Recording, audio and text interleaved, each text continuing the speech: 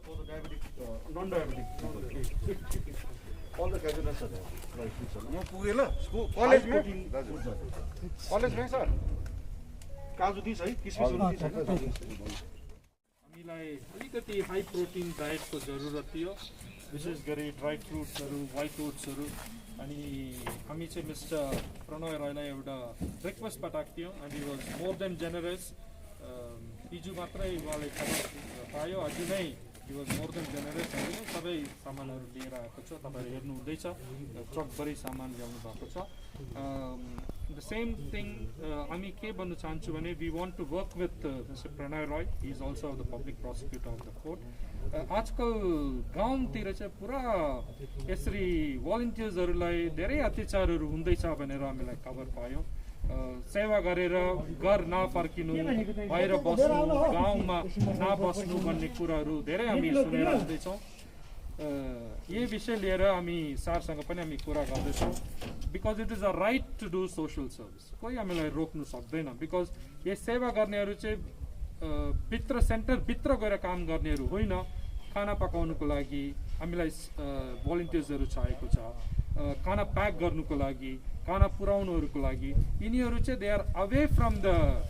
Covid सेन्टरबाट धेरै टाढो नै छ एन्ड यिनीहरू गर्नेहरूको लागि हामी धेरै प्रोटेक्सनहरू दिँदैछौँ तर पनि गाउँमा चाहिँ अवेरनेसको कम्तीले गर्दा धेरै अत्याचारहरू हुँदैछ उनीहरूलाई गाउँमा नआउनु भनेको कुरा एक हप्तातिर बाहिर बस्नु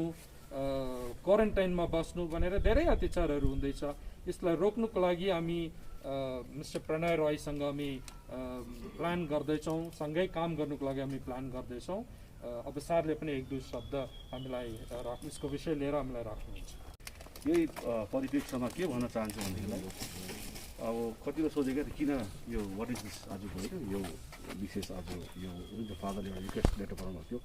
मेरो भाइ यहाँ विक्रम राई जो चाहिँ यहाँ कार्यरत हुनुहुन्छ यहाँ डिपार्टमेन्ट अफ मास कम्युनिकेसनमा उहाँले पनि हिजो बिहान मलाई यो अवगत गराउनु भयो विशेष म के मेसेज दिन चाहन्छु भनेदेखिलाई Darjeeling is a beautiful place क्या त यहाँको चाहिँ हावा नै सकारात्मक छ क्या त नकारात्मक चाहिँ कति बेला हुन्छ कोही कोही बेला तर हामीले वन्स इन अ वाइल देख्छौँ क्या त तर प्रायः इट्स अ ब्युटिफुल प्लेस अनि दार्जिलिङमा हामी के हो यो सहरको के हो हामी एउटा रेस्पोन्सिबल सिटिजन छौँ अङ्ग्रेजीमा भन्छ नि at times there are times where we have to give back to the सोसाइटीले हामीलाई धेरै दिएको छौँ क्या जस्तो मेरै अब परिप्रेक्ष्यमै कुरा गरौँ भन्नेलाई एउटा स्थान दिएको छ एउटा इज्जत दिएको छ होइन अन्त यो यति बेला जब हाम्रो दार्जिलिङको परिवारलाई परिरहेको छ हामीले बम्बेमा के हुन्छ नसोचौँ कलकत्तामा के हुँदछ नसोचौँ दिल्लीमा के हुन्छ यो संसारभरि भइरहेको छ योबाट होइन एउटा यो पेन्डेमिक चलिरहेको छ र यति बेला चाहिँ हामी जस्तो रेस्पोन्सिबल व्यक्तिहरू अगाडि आउनै पर्छ क्या त घरमा बसेर मलाई त मनपर्छ काजु खाँदै सेफ भएर बस्नु तर त्यो एउटा विडम्बना भएर जान्छ क्या त द्याट इज अ मकरी किन आई टोल्ड यु मैले भनिहालेँ हामी एउटा समाजको एउटा जिम्मेवार नागरिक हौँ त्यही क्षेत्रमै हामी आएको प्लस जब मैले हाम्रो विक्रम भाइले मलाई भन्नुभयो फादर अब यहाँ फादर उहाँ पनि एउटा लिगल एउटा पर्सन हुनुहुन्छ होइन उहाँले जब यो भन्नुभयो म त अब एकदमै म त यति साह्रो खुसी लाग्यो जेजुएट्सहरू जो छ उनीहरूको योगदान जुन चाहिँ हाम्रो यो समाजमा हाम्रो यो पहाडमा उहाँहरूले जतिको योगदान नन्जले जेनेरेसन टु जेनेरेसन्स गर्नुभएको छ उनीहरूले होइन हाम्रो योगदान हाम्रो प्रति उनीहरूको जुन चाहिँ योगदान छ यसलाई के भन्छ असीम अनगणित छ उनीहरूको योगदान अब जे छ अब जस्तो मेरो टाइममा अब हाम्रो father I think father Bryan was there father Nunn was there father Jaz father I think must have father Jaz I think history. Father Willem was there. When I was in college, Father Papadil was there. अब Loreto कलेजको mother Damien थियो Loreto कन्भेन्टको नन्सहरू थियो father Cherian was there हो अब यो saint रिसाकै मेरै वाइफको उहाँ हुनुहुन्छ अहिले स्कुल होइन सिस्टर एलिजाबेथहरू हुनुहुन्छ त्यो नन्सहरू पुरा सिस्टर गुरुङ हुनुहुन्थ्यो बोर्डिङ स्कुलमा मेरै दिदीहरू पढेको मिसाप भन्थ्यो क्या त मिसाप है अब यस्तोहरू धेरै छ यस्तो यो सेन्ट्रल बच्चा फादर भेगास म्युजिकमा कतिको योगदान छ अब उनीहरूको यो जुन चाहिँ एउटा अनकन्डिसनल एउटा support for the upliftment of the society हाम्रो in the fields of education and social स्पियरमा जति छ त्यो हामीले त्यसलाई इट्स इमेजरेबल म्याग्नानिमस छ क्या त। अब उहाँहरू आयो भन्दाखेरि त अब हामी जस्तो मैले अघि नै भने एउटा रेस्पोन्सिबल सिटिजन चाहिँ घरमा बस्नु चाहिँ एउटा इट्स अ बिग क्राइम जस्तो लाग्छ मलाई क्या। त्यसले गर्दाखेरि यो मेसेज दिन चाहन्छु नम्बर 1 चाहिँ के भनेर हामी अब सामर्थ्य भन्ने कुरा छ नि त, हामी जस्तो सामर्थ्य हुनेहरू धेरै छन् यहाँ, अझै ज्यादा पनि छन् होइन। तर सामर्थ्य मात्रै भएर हुँदैन क्या त, मन पनि हुनुपर्छ, सेन्स अफ रेस्पोन्सिबिलिटी पनि हुन्छ, सेन्स अफ बिलोङ्गिङ पनि हुनुपर्छ यो समाजप्रति। त्यसले गर्दाखेरि नि यो मेसेज दिन चाहन्छु जति पनि घरमा बसिरहेको छ व्यक्तिहरू, गिभ समथिङ। यहाँ जस्तो फादरले भन्नु यो ड्राई फ्रुट्सहरूको एकदमै यहाँ प्रब्लम भइरहेको थियो, हाई प्रोटिन फुड चाहिरहेको छ, एभ्रीबडी नोज होइन, अक्सिजनको कमी भइरहेको छ। Let us all join hands and make this place more beautiful क्या त, irrespective of caste, religion, politics, सबैजना आउनुपर्छ भन्ने चाहिँ मेरो एउटा मेसेज हो नम्बर 1। नम्बर 2, फादरले जुन चाहिँ भन्नुभयो it's a very very pertinent issue. अहिले जस्तो मेरो अब साथीहरू धेरै बढेर गयो क्या त, विश्वास लाग्छ। अब त्यहाँ स्टिग्मेटाइजेसन भइरहेको छ, डिस्क्रिमिनेसन भइरहेको छ, तर डिस्क्रिमिनेसन कोभिड भयो, जबरजस्ती हो त्यो फ्यामिलीले नै भेट्न नजाने बहिष्कार जस्तै, दिस अनटचेबिलिटी भन्ने कुरा आएको छ क्या त। यसमा चाहिँ we stand objected, father is there, I am there, our team is there, lawyers team is big team is there, हाम्रो लयर्स गिल्ड छ, वी स्ट्यान्ड। हामी हेल्पलाइन खोल्छौँ, जसलाई पनि डिस्क्रिमिनेट गरिरहेको छ, स्टिग्मेटाइज गरिरहेको छ,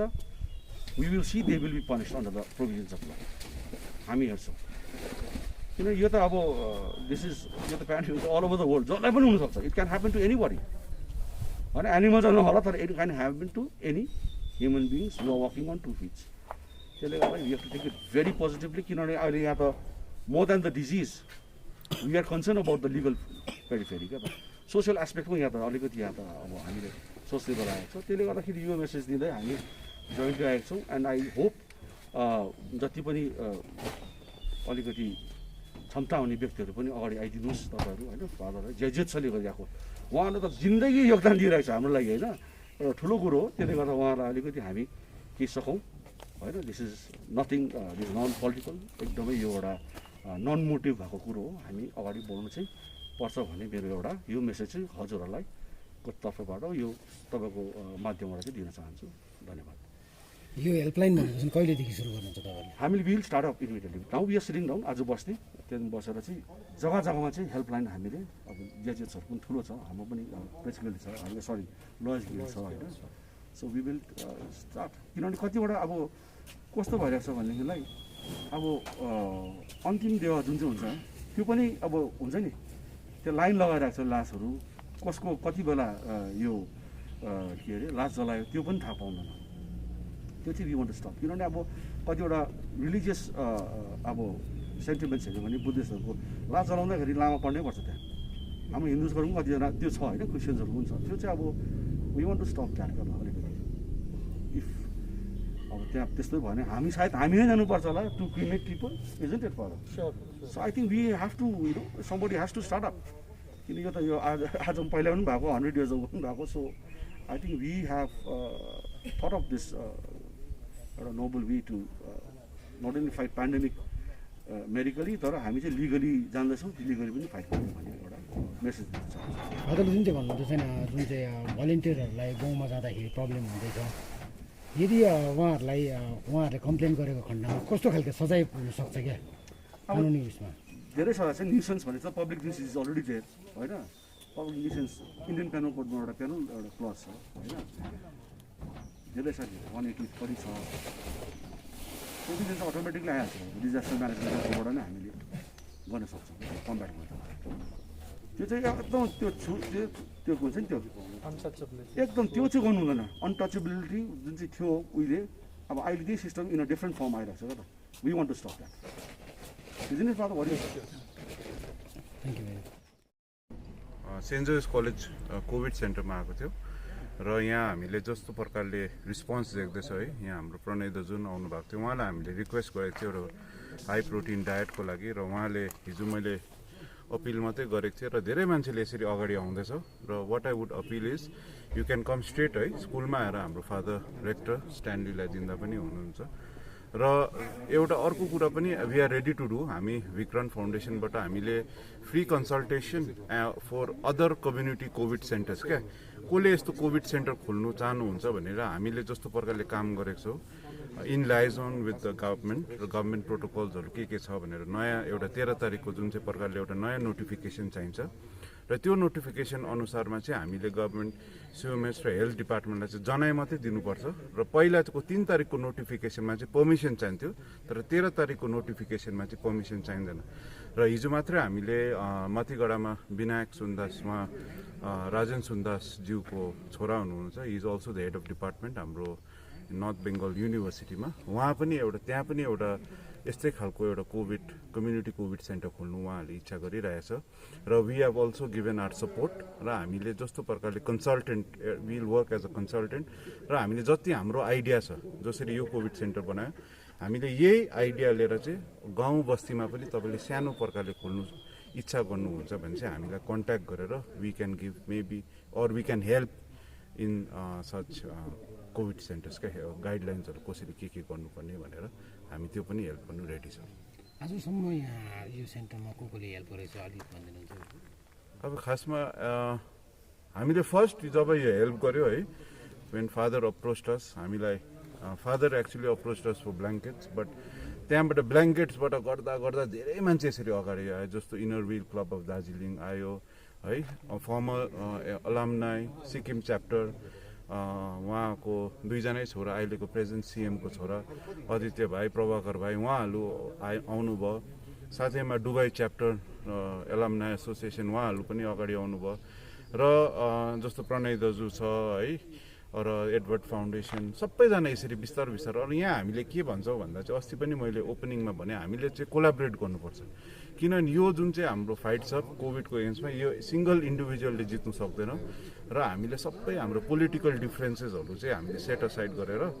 अब कोभिडकोसँग लड्नुको लागि चाहिँ हामी सबैजना मिलेर लड्यो भने चाहिँ एउटा हामी सक्सेस हुन्छ र द्याट इज हामीले यो दार्जिलिङ सेन्ट जोसेफ कलेजमा चाहिँ यही हामीले देख्यौँ किनभने यहाँ धेरैको सपोर्ट आयो जस्तो अनित थापाको ऱ्यासन प्रणय राईको दाजुको तपाईँको high protein diet Ajay Edward दाजुको कन्सन्ट्रेटर्सहरू उहाँले दिनुहुँदैछ सिक्किमबाट हेल्प सो एउटा कोलाब्रेसन जुन चाहिँ हामीले कुरा गर्दैछ that is very important so यस्तै खालको कोलाब्रेट गऱ्यो भने चाहिँ हामीले यो पेन्डेमिकसँग लडाइँ जित्नु सक्छ जस्तो लाग्दैछ अब यहाँ त दिनदिनै पेसेन्ट बढ्छ है के चाहिँ जरुरत हुन्छ जस्तो लाग्छ तपाईँहरूलाई के को चाहिँ सर्टेज हुने हेर्नुहोस् यहाँ अब हामीलाई मेन कुरा फुड धेरै हामीले भइसक्यो होइन तर हिजो जस्तो मेरो एउटा साथीले हामीले अपिल गरेको थियो उहाँले स्टिम इनहेलर दिनुभयो र स्टिम इनहेलर हाम्रोमा कम्ती छ तर स्टिम इनहेलर यस्तो चिजहरू हामीलाई चाहिरहेको छ साथैमा हिजो डक्टरसँग कुरा गर्दा एउटा इसिजी मेसिन त्यो पनि हामीले पायो भने है त्यो पनि हामीले त्यस्तो कुराहरू जस्तो मेडिकल्ली चाहिँ हामीलाई धेरै कुरा चाहिन्छ जस्तो होइन अझै अक्सिजन कन्सन्ट्रेटर्स हाम्रोमा 5वटा छ यहाँ तर 50 बेड छ so if you can get at least 10 more concentrators हामीलाई धेरै हेल्प हुन्छ र एउटा कुरा के भन्ने मैले हिजो फादरसँग कुरा गरेँ द्याट सेकेन्ड वेभ अहिले चल्दैछ तर हामी थर्ड वेभको लागि पनि प्रिपेयर हुनुपर्छ र हाम्रो what I have learn from the first wave is first wave हामी जब सक्यो हामी सेकेन्ड वेभ आउँछ भनेर हामीलाई याद थिएन तर अब हामीलाई पक्का याद हुन्छ कि थर्ड वेभ पनि आउँछ त्यो थर्ड वेभको लागि पनि हामी बिस्तारै प्रिपेयर हुँदैछौँ र फादरलाई भन्दैछौँ द्याट यो कोभिड सेन्टरलाई चाहिँ हामीले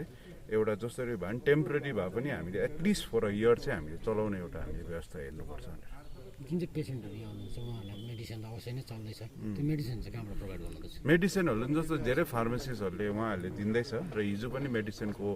तपाईँले जुन चाहिँ हाम्रो डोनरहरूले दिँदैछ सो फादरले पनि अपिल गर्दैछ that we have got 2 big hospitals एउटा चाहिँ प्लान्टर्स एउटा युमा